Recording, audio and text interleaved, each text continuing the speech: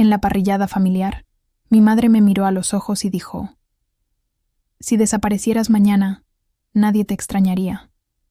Las palabras quedaron suspendidas en el aire como el humo de la carne asada.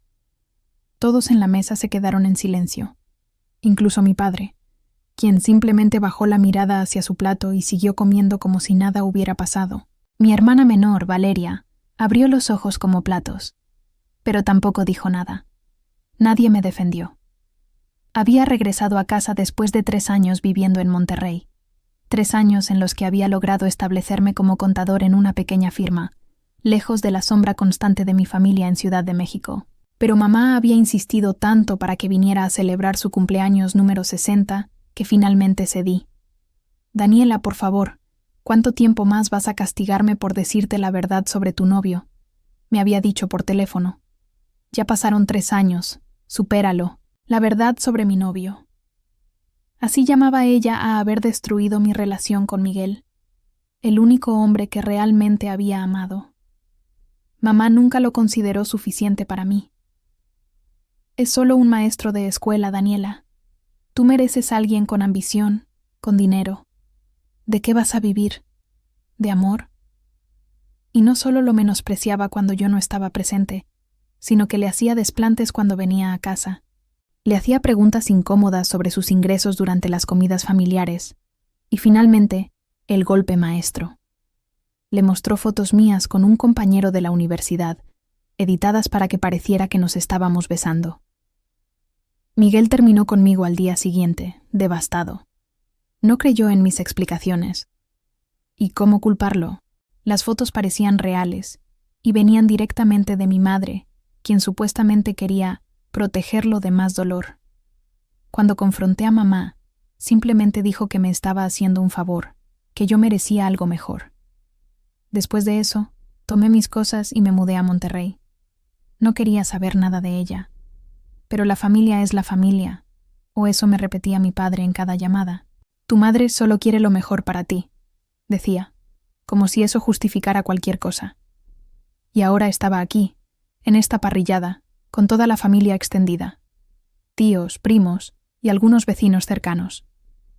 15 personas que fueron testigos de cómo mi propia madre declaraba que mi existencia era irrelevante. Lo peor es que no era la primera vez. Toda mi vida había sido la segunda en todo. Valeria siempre fue la favorita, la princesa de la casa. Tenía sentido, supongo. Ella siguió el camino que mamá quería. Se casó con Rodrigo, hijo de un empresario amigo de la familia. Estudió administración como quería mamá, y ahora estaba embarazada del primer nieto, lo que hacía que mamá estuviera más insoportable que nunca con sus comparaciones. «Mira a tu hermana. Ella sí sabe tomar buenas decisiones. ¿Ves cómo Valeria nunca me contradice? Si fueras más como tu hermana, ya tendrías un buen esposo». Pero esta vez había cruzado una línea. Lo dijo frente a todos, sin filtros, sin remordimientos. Yo solo quería desaparecer, pero algo dentro de mí se encendió. Una chispa de dignidad, quizás. «¿Podrías repetir lo que acabas de decir, mamá?», pregunté con una calma que no sabía que tenía. Mi madre, Carmen Aguirre de Morales, la matriarca indiscutible de la familia, me miró con esa expresión de superioridad que tanto conocía. Su cabello teñido de castaño perfecto, sin una cana a la vista a pesar de sus 60 años, y ese collar de perlas que nunca se quitaba, símbolo de su estatus. «Dije que si desaparecieras mañana nadie te extrañaría. Es la verdad, Daniela. Vives aislada, sin pareja, sin amigos verdaderos. Ni siquiera llamas a tu familia. ¿Quién te extrañaría? Es momento de que te des cuenta y cambies tu actitud». Mi tía Sofía, hermana de mamá y casi tan venenosa como ella, asintió levemente. Mi primo Eduardo, sin embargo, parecía incómodo, jugando con su servilleta y evitando mi mirada. «¿Y te has preguntado por qué vivo aislada, mamá?», respondí, sintiendo cómo mi voz comenzaba a temblar. «¿Te has preguntado por qué me fui tan lejos?». «Por capricho, como siempre», interrumpió. «Porque no pudiste aceptar que tenía razón sobre ese noviecito tuyo que no valía la pena». Sentí la sangre hervirme en las venas. Miguel había sido un hombre trabajador, honesto, cariñoso. un maestro de primaria que amaba su profesión y a sus alumnos. No merecía lo que ella le hizo, lo que nos hizo. Destruiste lo único bueno que tenía en mi vida, dije, ya sin importarme que todos estuvieran escuchando. Y ahora tienes el descaro de decir que nadie me extrañaría. Ay, Daniela, siempre tan dramática, respondió con un gesto de desdén. Miguel no era para ti, y en el fondo lo sabes. Deberías agradecerme. En ese momento mi padre finalmente intervino, pero no para defenderme. Ya basta, Daniela. No arruines el cumpleaños de tu madre con estos dramas. Si sigues así, será mejor que te vayas. Lo miré incrédula. Después de todo lo que había dicho mi madre, yo era la que tenía que irse. Siempre había sido así. Papá, un hombre exitoso en los negocios pero completamente sometido a los deseos de mamá, nunca me había defendido. Ni una sola vez. Me levanté de la mesa, las lágrimas amenazando con salir, pero me negué a darles esa satisfacción. Tienes razón, papá. Mejor me voy. Mientras recogía mi bolso, escuché a mi madre decir: «¿Ven? Siempre hace lo mismo. No puede enfrentar la realidad». Salí de esa casa sintiendo que algo fundamental se había roto dentro de mí, pero también, extrañamente, sentí un alivio. Como si finalmente hubiera confirmado algo que siempre supe. Yo no importaba en esa familia. Nunca lo hice. Lo que no sabía en ese momento era que esa dolorosa revelación sería el principio de mi liberación, y que pronto, muy pronto, todos ellos descubrirían exactamente lo mucho que podían llegar a extrañarme. Al salir de la casa de mis padres, las lágrimas que había contenido finalmente rodaron por mis mejillas. Caminé sin rumbo por el vecindario donde crecí, un fraccionamiento de clase media alta en Lomas de Chapultepec, donde las apariencias lo eran todo. ¿Cuántas veces había recorrido estas mismas calles llorando por los desplantes de mi madre? Llegué a un pequeño parque y me senté en una banca. La noche estaba fresca y el cielo despejado, lleno de estrellas que apenas se veían por la contaminación lumínica de la ciudad. Saqué mi celular y vi 3 llamadas perdidas de Valeria. No tenía fuerzas para hablar con ella. Probablemente solo me llamaba para convencerme de que regresara y pidiera disculpas, como siempre. En lugar de eso, llamé a la única persona que siempre había estado ahí para mí, Lucía, mi mejor amiga desde la universidad, quien ahora también vivía en Monterrey. «Dani, ¿estás bien?», contestó al primer timbre, como si supiera que la necesitaba. «La odio, Lucía». Sollocé sin poder contenerme. De verdad la odio. Le conté todo lo que había pasado en la parrillada. Lucía me escuchó en silencio, solo interrumpiendo ocasionalmente con maldiciones hacia mi madre. «Dani, escúchame», dijo cuando terminé. «Lo que te voy a decir quizás te moleste, pero es la verdad. Tu madre es una narcisista tóxica. Toda tu vida ha sido su chivo expiatorio, mientras Valeria ha sido la hija dorada. No va a cambiar, ¿entiendes? Nunca. En el fondo, siempre lo había sabido. Había leído suficiente sobre madres narcisistas como para reconocer los patrones, pero una parte de mí seguía esperando que algún día mamá me viera, me valorara, que se diera cuenta del daño que me había hecho. Lo sé, respondí con un suspiro. ¿Pero qué hago ahora? Vine a la Ciudad de México solo para su cumpleaños y tengo el boleto de regreso para pasado mañana. Quédate en un hotel esta noche, sugirió Lucía. Y mañana intenta hablar con tu papá a solas. Si no funciona, regresa a Monterrey y corta contacto con todos ellos. Es lo mejor que puedes hacer por tu salud mental. Seguí su consejo y reservé una habitación en un hotel cercano. Esa noche casi no dormí, repasando una y otra vez las palabras de mi madre. Si desaparecieras mañana, nadie te extrañaría. ¿Realmente pensaba eso de su propia hija? ¿O solo lo había dicho para herirme, como tantas otras veces? A la mañana siguiente, decidí intentar hablar con mi padre. Le envié un mensaje pidiéndole que nos viéramos para desayunar en una cafetería cerca de su oficina. Para mi sorpresa, aceptó. Cuando llegué, ya estaba ahí, revisando papeles como siempre. Mi padre, Javier Morales, era un hombre de negocios exitoso, dueño de una constructora que había crecido considerablemente en los últimos años. Siempre ocupado, siempre trabajando, siempre ausente emocionalmente.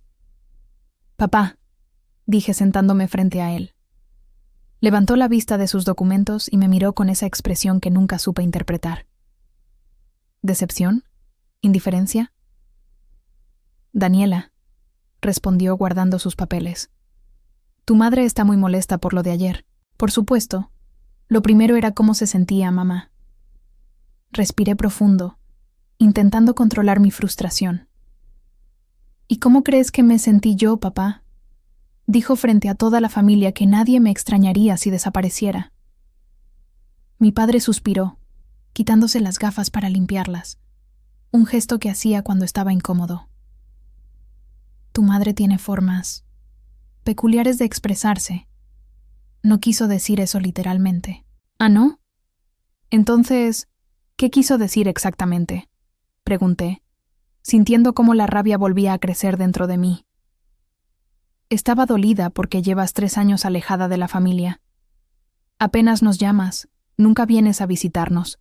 Para ella es difícil. ¿Y no se pregunta por qué me fui? ¿No tiene nada que ver con cómo manipuló y destruyó mi relación con Miguel? Mi padre apartó la mirada, incapaz de sostener la mía. Siempre había sido así, evitando los conflictos, especialmente si implicaban enfrentarse a mamá. Eso fue hace mucho tiempo, Daniela. Tu madre pensaba que hacía lo correcto. Miguel no tenía futuro. Era un simple maestro de primaria. Sentí como si me hubieran dado una bofetada. Ahí estaba, justificando lo injustificable, como siempre. ¿Sabes qué hace Miguel ahora, papá? Es director de una de las mejores escuelas privadas de Guadalajara. Se casó hace 1 año con una mujer maravillosa que lo valora. Yo lo perdí porque mamá decidió que no era suficientemente bueno para mí y tú la apoyaste. Vi un destello de culpa en sus ojos, pero rápidamente lo suprimió. Lo que pasó, pasó. No podemos cambiar el pasado, pero puedes arreglar las cosas con tu madre ahora. Ella solo quiere que vuelvas a casa, que formes una familia. ¿Una familia como la nuestra?, pregunté con amargura. ¿Donde una hija es adorada y la otra despreciada? ¿Donde el padre nunca defiende a nadie? Eso no es justo, Daniela, respondió, visiblemente molesto. Hemos hecho todo por ti. Pagamos tu educación, te apoyamos cuando decidiste mudarte a Monterrey. Porque querían deshacerse de mí, exclamé, más fuerte de lo que pretendía. Algunas personas en la cafetería nos miraron. Bajé la voz. Mamá estaba feliz de que me fuera, y tú nunca dijiste nada. Mi padre se quedó en silencio por un momento, como considerando sus palabras. Tu madre y yo queremos que vengas a la cena de este fin de semana, dijo finalmente, ignorando todo lo que acababa de decir. Rodrigo va a anunciar formalmente que él y Valeria esperan un niño. Sería importante para tu hermana que estuvieras ahí. No podía creer lo que estaba escuchando. Después de todo, seguían actuando como si yo fuera la del problema, como si yo debiera disculparme. No puedo, papá. Regreso a Monterrey mañana temprano. Puedes cambiar tu vuelo, insistió. De hecho, ya lo hablé con tu madre y estamos dispuestos a pagar el cambio. La audacia me dejó sin palabras. Habían decidido por mí, como siempre. No importaba lo que yo quisiera o necesitara. No voy a ir, dije finalmente. Y por favor, dile a mamá que sus palabras de ayer no se me van a olvidar fácilmente. Mi padre me miró con esa expresión de decepción que conocía tan bien. Siempre has sido tan terca, Daniela, tan difícil. No sé de dónde lo sacaste, pero... Lo saqué de años de defenderme sola, papá, interrumpí, porque nadie más lo hacía por mí. Me levanté para irme, pero antes de dar la vuelta, añadí, y por cierto, tengo amigos que me quieren y valoran en Monterrey. Tengo una vida allá. Si desapareciera mañana, sí habría personas que me extrañarían, aunque ninguna de ellas lleve mi sangre. Salí de la cafetería con el corazón latiendo fuerte, pero sintiéndome extrañamente poderosa. Era la primera vez que le hablaba así a mi padre, que expresaba abiertamente cómo me sentía sin disculparme por ello. Mientras caminaba hacia el hotel, recibí un mensaje de Valeria. Mamá está furiosa. Dice que no eres bienvenida en casa hasta que te disculpes. Por favor, Dani, solo hazlo. Sabes cómo es ella. Miré el mensaje durante largo rato, tentada por un momento a hacerlo de siempre. Ceder, disculparme, mantener la paz familiar a costa de mi dignidad. Pero algo había cambiado dentro de mí. Ya no podía seguir viviendo así, mendigando migajas de afecto de personas que nunca me habían valorado. Respiré profundo y respondí: lo siento, Vale, pero esta vez no. Si mamá quiere una disculpa, tendrá que ser ella quien la ofrezca primero. Apagué el teléfono antes de arrepentirme, sabiendo que mi pequeño acto de rebeldía desataría una tormenta familiar. Pero ya no me importaba.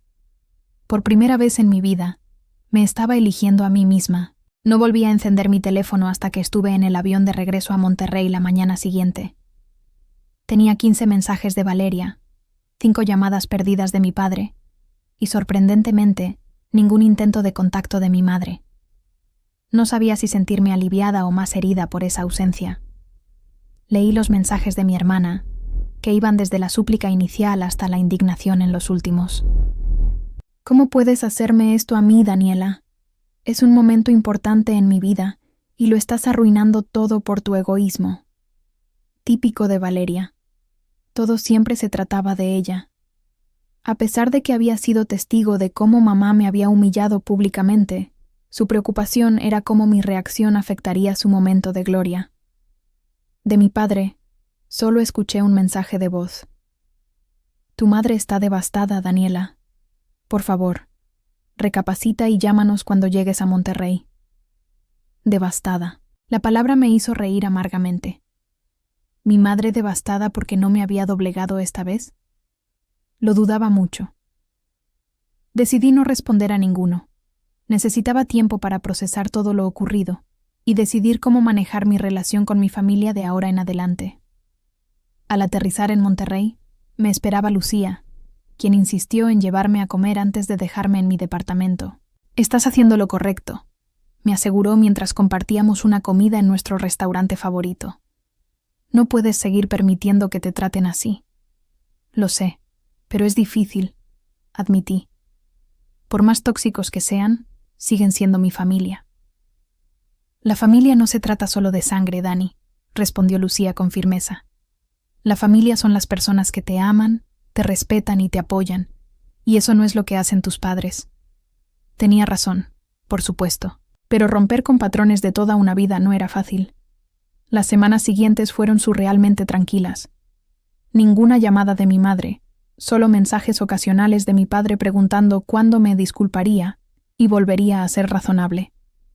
Valeria me envió una foto de su ecografía con un mensaje que decía: «Tu sobrino, por si te interesa saber de tu familia». Era manipulación emocional pura, pero esta vez no funcionó. No respondí. Un mes después de mi regreso a Monterrey, recibí una notificación que cambiaría todo. Era un correo electrónico de una notaría en Ciudad de México. Lo abrí sin sospechar lo que encontraría. «Estimada señorita Morales, por la presente le informamos que según el testamento de su abuelo don Ernesto Morales Vega, usted es beneficiaria de una propiedad ubicada en Coyoacán, así como de una suma de 50 millones de pesos mexicanos que han estado en un fideicomiso hasta ahora. Según las disposiciones del testamento, estos bienes debían ser entregados a usted al cumplir 30 años, edad que alcanzará el próximo mes. Le agradeceríamos concertar una cita en nuestras oficinas para proceder con los trámites correspondientes. Atentamente, Lic. Fernando Gutiérrez. Notaría 108, Ciudad de México. Me quedé mirando la pantalla, incapaz de procesar lo que acababa de leer. Mi abuelo paterno había fallecido cuando yo tenía 15 años. Siempre fuimos cercanos, Él era el único que me defendía cuando mamá me criticaba o me comparaba con Valeria. Pero jamás imaginé que me hubiera dejado algo así. 50 millones de pesos. Una propiedad en Coyoacán, uno de los barrios más exclusivos de la Ciudad de México. Era una fortuna. Y nadie en mi familia me había dicho nada sobre esto. Ni una palabra en 15 años. Con manos temblorosas, llamé a la notaría para verificar que no fuera una estafa. No lo era. El licenciado Gutiérrez me explicó que mi abuelo había dejado instrucciones específicas de que nadie debía saber sobre esta herencia hasta que yo cumpliera 30 años, excepto el albacea, quien debía informarme un mes antes. ¿Y quién es el albacea?, pregunté, sintiendo que ya sabía la respuesta. Su padre, Javier Morales, respondió el notario. Él ha administrado el fideicomiso todos estos años. ¿No le había informado? La habitación comenzó a dar vueltas. Mi padre lo sabía. Lo había sabido siempre. Había administrado ese dinero, mi dinero, durante 15 años sin decirme nada. ¿Cuántas veces me había visto luchar económicamente durante la universidad? ¿Cuántas veces me negó ayuda para el depósito de mi apartamento o para comprar un auto, diciendo que debía aprender a valerme por mí misma? No, respondí con voz hueca. No me había dicho nada. Después de colgar, me quedé sentada en mi pequeño apartamento, intentando asimilar esta revelación. No solo el dinero y la propiedad, sino la traición. Mi padre había ocultado deliberadamente información que cambiaría mi vida, mientras yo trabajaba horas extras para pagar mis cuentas. ¿Y mi madre? ¿Ella lo sabía también? Tenía que saberlo. No había forma de que mi padre le ocultara algo así, lo que significaba que me habían mentido, manipulado y negado lo que me pertenecía por derecho durante años. Incluso después de que me fui a Monterrey, cuando pasé por momentos financieros difíciles, nunca dijeron nada. El teléfono sonó, sacándome de mis pensamientos. Era Valeria. «Ya lo sabes, ¿verdad?», dijo sin saludar cuando contesté. «¿Saber qué?», respondí, queriendo confirmar si ella también estaba al tanto de la herencia. «Lo del abuelo. Papá nos acaba de contar que recibiste un correo de la notaría. Así que ellos acababan de enterarse. O al menos eso decía Valeria». «Sí, lo sé», respondí, manteniendo mi voz neutra. «¿Tú lo sabías antes?». «Por supuesto que no», dijo, sonando ofendida. «Papá dice que el abuelo dejó instrucciones estrictas de no decirle a nadie, ni siquiera mamá lo sabía». Dudaba mucho de eso, pero decidí no contradecirla en ese momento. «Ya veo», fue todo lo que dije. Hubo un silencio incómodo antes de que Valeria hablara de nuevo, su voz de repente mucho más dulce. «Dani, tienes que entender que es una situación difícil para todos. Papá solo seguía los deseos del abuelo». «¿Por qué me llamas realmente, Valeria?», pregunté, cansada de los rodeos. Otro silencio, y luego: «Mamá y papá quieren que vengas a casa para hablar sobre todo esto, como familia». Ahí estaba. Ahora que sabían que tenía dinero, de repente querían hablar como familia. «Lo pensaré», respondí, y colgué sin esperar su respuesta. Me sentía mareada, como si el suelo bajo mis pies se hubiera convertido en arenas movedizas. Toda mi vida había sido una mentira. Mis padres, quienes me habían hecho sentir como una carga, como alguien que no merecía su apoyo, habían estado sentados sobre una fortuna que me pertenecía. Y ahora querían hablar. Por supuesto que querían. No eran estúpidos. Sabían exactamente lo que podría significar para ellos que yo tuviera acceso a ese dinero, especialmente considerando las últimas palabras que intercambiamos. «Si desaparecieras mañana, nadie te extrañaría». Esas palabras ahora tenían un nuevo significado. Un significado mucho más oscuro y calculado. Tomé mi teléfono y busqué el contacto de Lucía. Necesitaba un consejo, pero más importante, necesitaba un plan. Porque algo me decía que esta herencia iba a cambiar todo, y que la verdadera batalla familiar apenas comenzaba. Los días siguientes fueron un torbellino de actividad. Envié todos los documentos del fideicomiso al licenciado Ramírez en Monterrey quien inmediatamente puso a trabajar a su equipo. Mientras tanto, me mantuve en Ciudad de México, ignorando deliberadamente las llamadas incesantes de mi familia. Mi madre alternaba entre mensajes furiosos y súplicas emocionales. Daniela, me estás rompiendo el corazón con este comportamiento. ¿Cómo puedes tratar así a tu propia familia? Si no respondes mis llamadas, consideraré que has decidido romper con nosotros para siempre. Mi padre, siempre el pragmático, intentaba otro enfoque.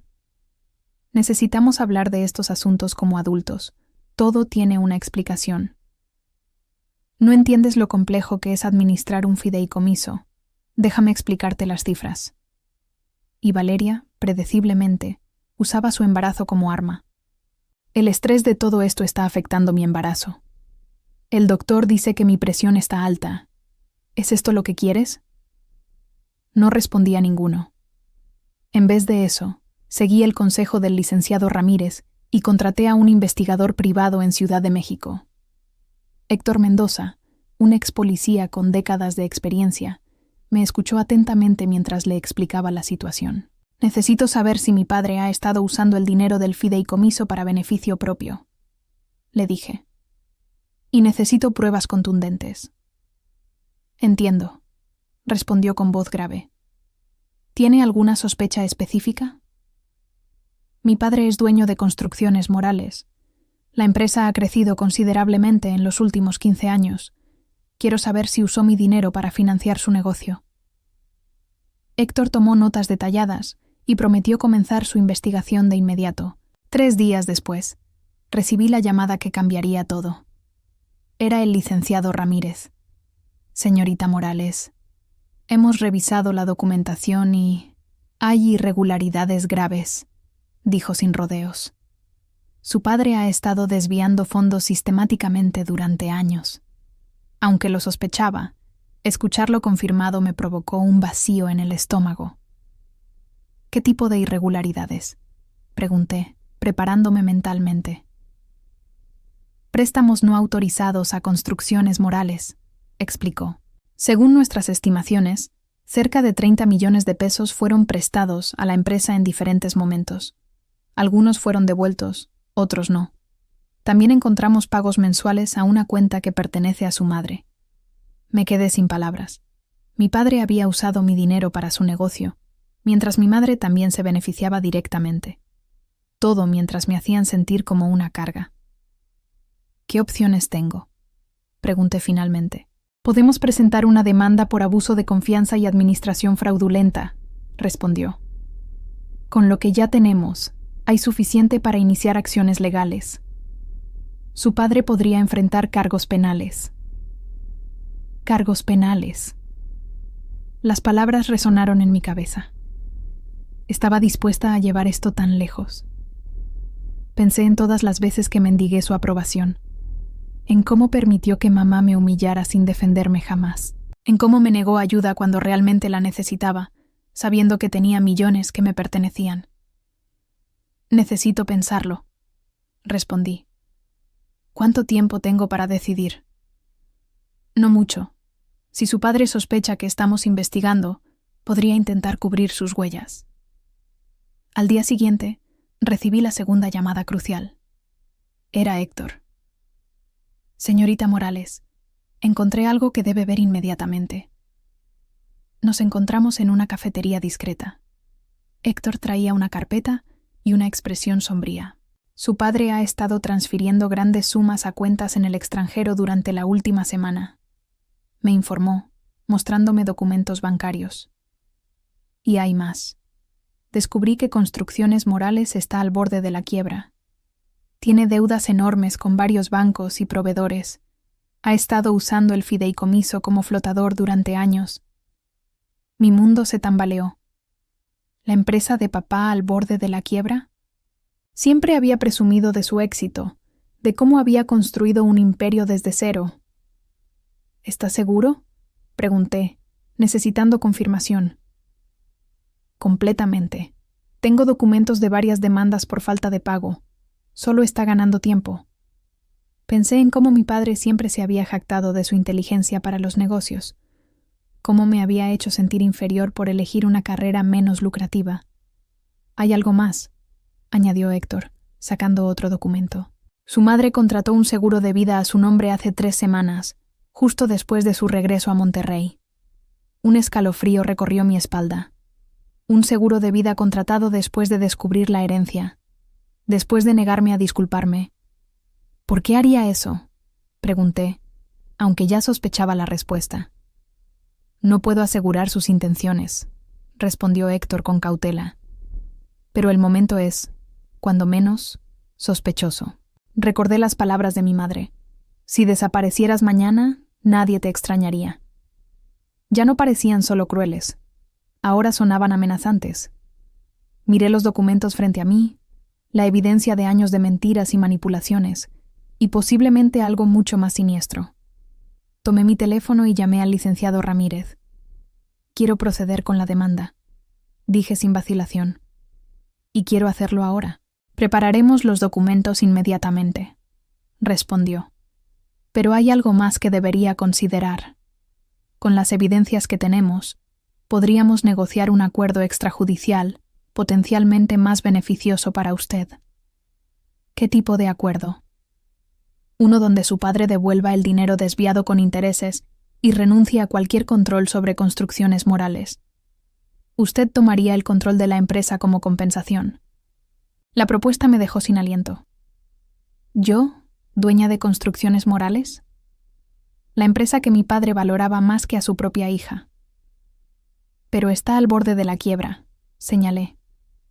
«Sí, pero con una inyección de capital y buena administración, podría recuperarse. Las propiedades y contratos siguen siendo valiosos». Me tomé un momento para digerir esta posibilidad. No era solo el dinero. Era tomar control de algo por lo que mi padre había sacrificado su integridad y nuestra relación. «Hagámoslo», decidí finalmente. «Prepara el acuerdo y la demanda. Si aceptan el acuerdo, bien. Si no, seguimos con la demanda». «Hay una cosa más», añadió el licenciado. «Dado lo del seguro de vida, le recomiendo que no se encuentre a solas con ningún miembro de su familia hasta que esto se resuelva». Sus palabras confirmaron mis peores temores. ¿Realmente había llegado a un punto donde tenía que temer por mi seguridad con mi propia familia? «Entendido», respondí, sintiendo una determinación helada formarse en mi interior. Esa noche, en mi habitación de hotel, redacté un correo electrónico a toda mi familia. No mencioné nada sobre mis descubrimientos o planes legales. En cambio, les informé que había decidido firmar los documentos de la herencia y que me gustaría reunirme con todos en la notaría en 2 días para resolver todo como familia. Sabía que vendrían. La codicia y el miedo los traería. Y cuando llegaran, estaría esperando con mi equipo legal y todas las pruebas de su traición. Por primera vez desde que podía recordar, sentí que tenía el control. Ya no era la niña que suplicaba atención y aprobación. Era una mujer a punto de reclamar lo que era suyo por derecho y de hacer que quienes le habían hecho daño enfrentaran las consecuencias. Los días siguientes fueron un torbellino de actividad. Envié por mensajería la carpeta con los documentos del fideicomiso al licenciado Ramírez en Monterrey, quien inmediatamente puso a su equipo a analizarlos. Mientras tanto, me quedé en Ciudad de México, ignorando las llamadas y mensajes incesantes de mi familia. Mi madre alternaba entre la ira y las súplicas emocionales. «Daniela, me estás rompiendo el corazón con tu comportamiento. ¿Cómo puedes tratar así a tu familia? Si no contestas mis llamadas, consideraré que has decidido cortar lazos con nosotros para siempre». Mi padre, por su parte, intentaba un enfoque más pragmático. «Necesitamos hablar de estos asuntos como adultos. Hay explicaciones para todo. No entiendes las complejidades de administrar un fideicomiso. Déjame explicarte los números». Valeria, predeciblemente, utilizaba su embarazo como herramienta de manipulación. «El estrés de todo esto está afectando mi embarazo. El doctor dice que mi presión está alta. ¿Es esto lo que quieres?». No respondí a ninguno. En lugar de eso, seguí el consejo del licenciado Ramírez y me reuní con un investigador privado que él me recomendó en Ciudad de México. El investigador, Héctor Mendoza, un ex policía con décadas de experiencia, me escuchó atentamente mientras le explicaba la situación. Necesito saber si mi padre ha estado utilizando el dinero del fideicomiso para sus propios fines, le dije, y necesito pruebas sólidas. Entiendo, respondió Héctor con voz grave. ¿Tiene alguna sospecha específica sobre cómo podría haber mal utilizado los fondos? Mi padre es dueño de una constructora, Construcciones Morales. Ha crecido significativamente en los últimos 15 años. Quiero saber si usó mi dinero para financiar su negocio. Héctor tomó notas detalladas y prometió comenzar su investigación de inmediato. Me advirtió que podría tomar tiempo y no sería barato, pero estaba determinada. 3 días después, recibí la llamada que lo cambiaría todo. Era el licenciado Ramírez. Señorita Morales, hemos revisado la documentación y... Bueno, hay irregularidades graves, dijo sin preámbulos. Su padre ha estado desviando fondos del fideicomiso sistemáticamente durante años. Aunque lo sospechaba, escucharlo confirmado me provocó una sensación de vacío en el estómago. ¿Qué tipo de irregularidades?, pregunté, preparándome para lo peor. Préstamos no autorizados a Construcciones Morales, explicó. Según nuestras estimaciones, cerca de 30 millones de pesos del fideicomiso fueron prestados a la empresa de su padre en diferentes momentos. Algunos fueron devueltos, otros no. También encontramos pagos mensuales a una cuenta que, hasta donde podemos determinar, pertenece a su madre. Me quedé sin palabras. No solo mi padre había utilizado mi dinero para su negocio, sino que mi madre también se había beneficiado directamente de ello. Todo mientras me hacían sentir como una carga, como alguien que no merecía su apoyo financiero. ¿Qué opciones tengo?, pregunté finalmente. Podemos presentar una demanda por abuso de confianza, administración fraudulenta y posiblemente otros cargos, respondió. Tendríamos que hacer una auditoría forense completa, pero con lo que ya tenemos, hay suficiente para iniciar acciones legales. Su padre podría enfrentar cargos penales. Cargos penales. Las palabras resonaron en mi cabeza. ¿Estaba dispuesta a llevar esto tan lejos? ¿A ver a mi propio padre enfrentar posiblemente la cárcel? Pensé en todas las veces que había mendigado su aprobación, en cómo había permitido que mamá me tratara, sin defenderme nunca, en cómo me había negado ayuda cuando realmente la necesitaba, sabiendo todo el tiempo que tenía millones que me pertenecían. Necesito pensarlo, respondí. ¿Cuánto tiempo tengo para decidir? No mucho. Si su padre sospecha que estamos investigando, podría intentar cubrir sus huellas o mover activos. Al día siguiente, recibí la segunda llamada decisiva.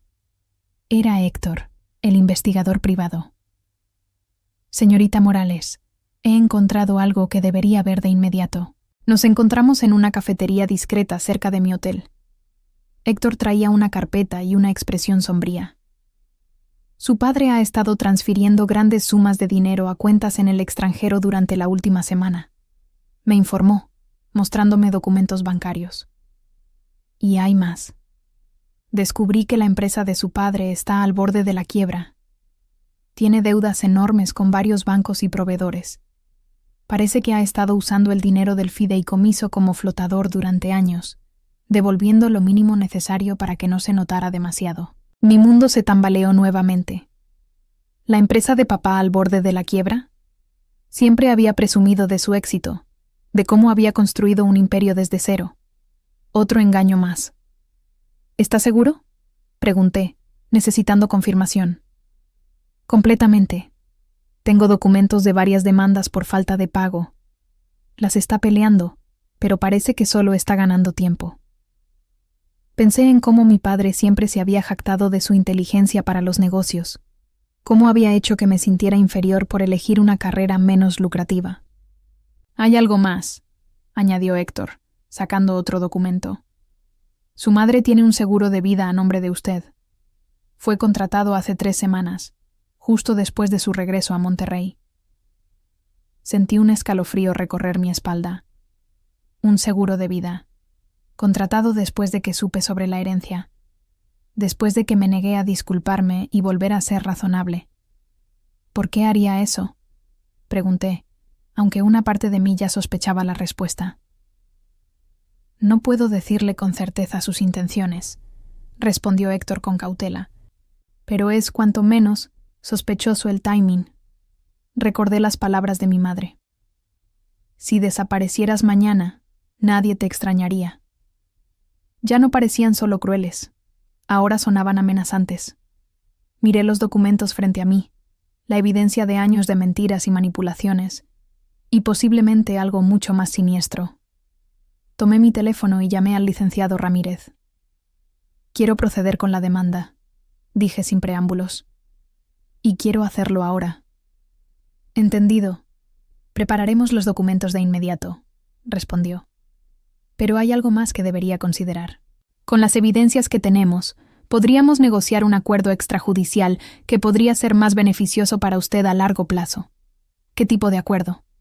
Uno donde su padre devuelva todo el dinero desviado, con intereses, y renuncie a cualquier control sobre los activos de Construcciones Morales. Básicamente, usted tomaría control de la empresa como compensación. La propuesta me dejó sin aliento. ¿Yo, dueña de Construcciones Morales? La empresa que mi padre valoraba más que a su propia hija. Pero está al borde de la quiebra, señalé. Sí, pero con una inyección de capital y una buena administración, podría recuperarse. Las propiedades y contratos que tiene siguen siendo valiosos. Me tomé un momento para digerir esta posibilidad.